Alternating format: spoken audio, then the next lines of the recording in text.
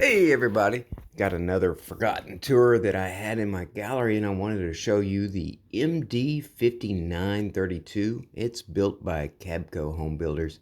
It's a great budget offering without sacrificing quality, cosmetics, and space. And so it's a great little home to go check out. This 4-bedroom, 2-bath. It features a retreat at the front, a nice spacious living room with a good open floor plan, and a great utility room, a great pantry, and a pretty good master bedroom suite. Y'all check it out. Right around 1,920 square feet, and pricing kind of falls in the 150 to 160 price range. Of course, you add some options in, it can go higher, and you could possibly take out some options and get it down to around the 140 mark, just depending on what you want to do. Guys, thanks for watching, and I hope you enjoy the tour.